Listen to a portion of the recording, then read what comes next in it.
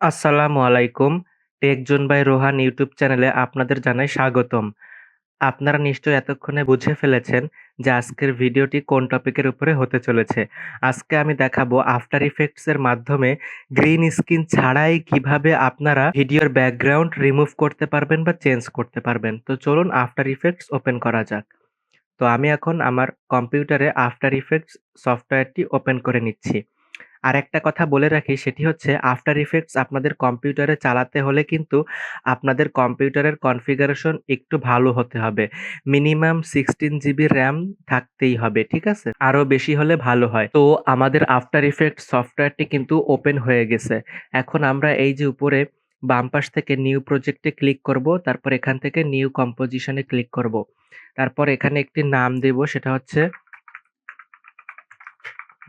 Background remove, হ্যাঁ? তারপরে wide 1920, height 1080, frame rate 30 দিয়ে আমরা হচ্ছে আর এখানে আমি 6 সেকেন্ডের একটি ভিডিও বানাবো, এজন্য 6 সেকেন্ড দেওয়া আছে। দিয়ে আমি এখানে ওকেতে ক্লিক করব। ক্লিক করে দিলে আমাদের এখানে কম্পোজিশন ওপেন হয়ে যাবে। আমাদের এখানে একটি নতুন কম্পোজিশন ওপেন হয়ে গেল। ওপেন হয়ে যাওয়ার পর এইখান থেকে আমরা আমাদের ভিডিওটি ইম্পোর্ট করে নেব। এটা হচ্ছে আমাদের ভিডিও। আমরা ভিডিওটি এখান থেকে ড্রাগ করে ড্রপ করে এনে এখানে ছেড়ে দিব।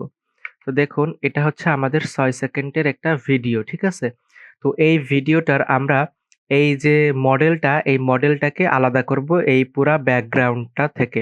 মানে এই পুরা ব্যাকগ্রাউন্ডটা আমরা রিমুভ করে ফেলবো। শুধুমাত্র মডেলটা রাখবো।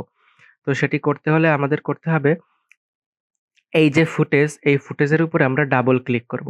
ডাবল ক্লিক করলে দেখুন এই যে উপরে আরেকটি লেয়ার তৈরি হলো। এই যে এটা হচ্ছে আমাদের মেইন লেয়ার। এটা হচ্ছে আমাদের মেইন লেয়ার এবং ডাবল ক্লিক করার কারণে পাশে আরো একটি লেয়ার তৈরি হলো এই যে। আরো একটি লেয়ার তৈরি হওয়ার পর আমরা এখান থেকে এই যে টুলবার, এই টুলবার থেকে এখান থেকে এই যে রোটো ব্রাশ টুল, এই যে মানুষের মতন একটি আইকন, তার পাশে হচ্ছে একটা ব্রাশ। তো এই রোটো ব্রাশ টুলটি সিলেক্ট করব। সিলেক্ট করার পর আমাদের মাউসের কার্সরটি কিন্তু এরকম হয়ে যাবে, সবুজ কালারের হয়ে যাবে।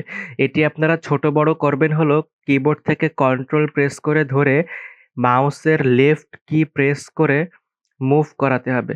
ডানে মুভ করালে বড় হবে, বামে মুভ করালে ছোট হবে। কন্ট্রোল চেপে মাউসের লেফট কি প্রেস করে মুভ করালে এটা ছোট বড় হবে এবং এটা সবুজ কালারের থাকবে। তো আমি এটা একটু জুম করে নিই আপনাদের ভালোভাবে বোঝার স্বার্থে।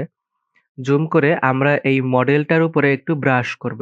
এরকম ভাবে ব্রাশ করলেই দেখুন আমাদের মডেলটি কিন্তু সিলেক্ট হচ্ছে।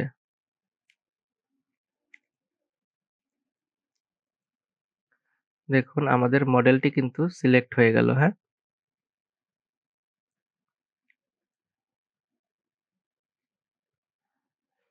আমরা একটু সামনে নিয়ে যাই ভিডিও ফুটেজটি, তাহলে মডেলটি সম্পূর্ণ দেখা যাবে। হ্যাঁ, এবার দেখুন মডেলের পা গুলো কিন্তু সম্পূর্ণ দেখা যাচ্ছে। এটা কিন্তু সম্পূর্ণ দেখা যাচ্ছে। এবার একটা জিনিস লক্ষ্য করুন যে এখানে কিন্তু আমাদের হাতটা সিলেক্ট হয়নি। হাতটা আমরা সিলেক্ট করে নিব। হাতটা তো সিলেক্ট করলাম, এই পাশের হাতটাও সিলেক্ট হয়নি। হুম, এই যে হাতটা সিলেক্ট করে নিলাম। কিন্তু দেখুন একটা জিনিস, এই যে হাতের আর বডির মাঝখানে যে গ্যাপটা রয়েছে, এই গ্যাপটা কিন্তু আমাদের সিলেক্ট হয়নি। এই গ্যাপটা সিলেক্ট করতে গেলে কিবোর্ড থেকে অল্ট বাটন প্রেস করতে হবে। অল্ট বাটন প্রেস করলে দেখুন মাউসের কার্সরের এটা কিন্তু মানে এই সার্কেলটা কিন্তু গ্রিন থেকে রেড হয়ে গেল। ঠিক আছে? এই যে গ্রিন ছেড়ে দিলে গ্রিন, আবার অল্ট প্রেস করলে রেড। তো রেড থাকা অবস্থায় আমরা এখানে একটু ব্রাশ করব। ব্রাশ করলে দেখুন আমাদের এই গ্যাপটা কিন্তু সিলেক্ট হয়ে গেল, হ্যাঁ? এই যে আমাদের এই গ্যাপটা সিলেক্ট করতে হবে। হ্যাঁ, এই যে একদম ভালোভাবে একটু সিলেক্ট করে নিচ্ছি আমি। ঠিক আছে? সিলেক্ট করার পর আমি আবার ফিরে আসছি। আপনারা আপনাদের মতো সুন্দর করে সিলেক্ট করে নিবেন। ঠিক আছে?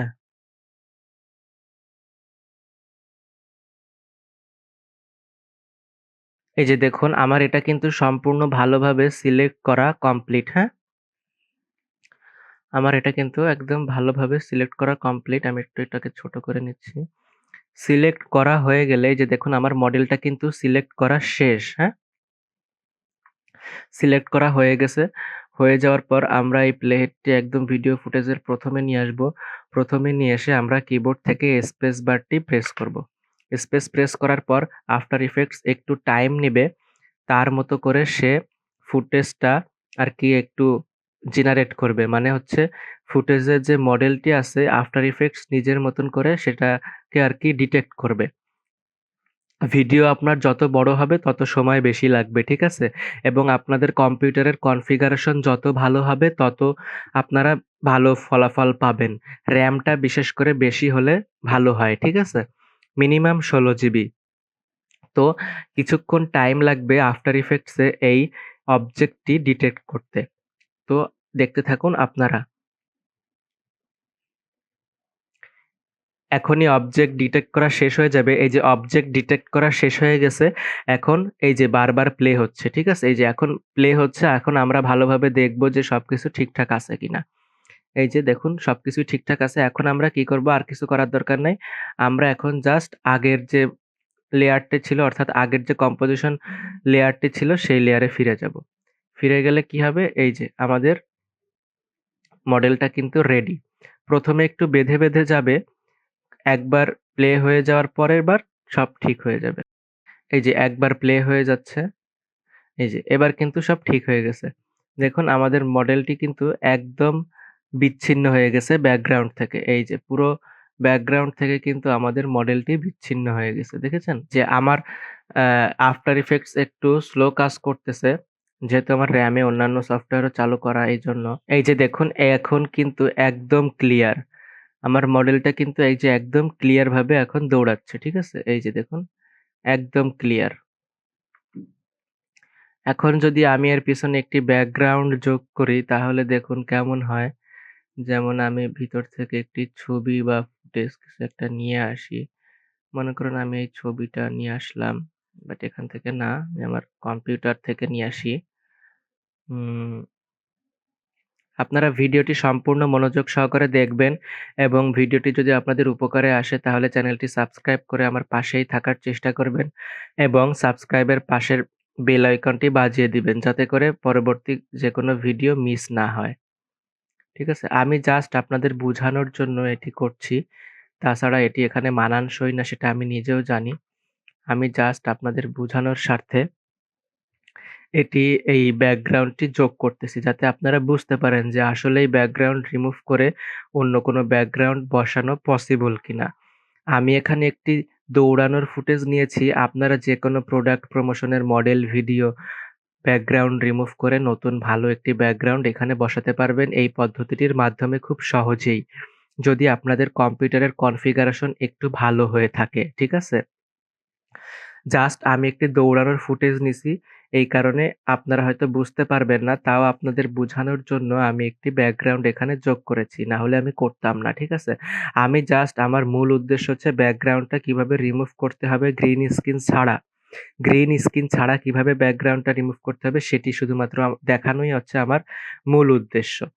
তো সেটা আমি দেখিয়ে দিলাম যে গ্রিন স্ক্রিন ছাড়া কিভাবে আপনারা ভিডিওর ব্যাকগ্রাউন্ড রিমুভ করবেন। এই যে ব্যাকগ্রাউন্ড, এই যে এটা যদি আমি এখন অফ করে দিই, এই যে আমার পুরো ব্যাকগ্রাউন্ড কিন্তু রিমুভ। যে ভিডিওর পুরা ব্যাকগ্রাউন্ড কিন্তু এখন রিমুভ হয়ে গেছে। ঠিক আছে? তো এটি আপনারা খুব সহজেই করতে পারবেন। ভিডিওটি মনোযোগ সহকারে দেখলেই আপনারা এই প্রসেসটি সম্পূর্ণ মনোযোগ সহকারে দেখবেন। আশা করি আপনারা ভালোভাবে বুঝতে পেরেছেন ইনশাআল্লাহ।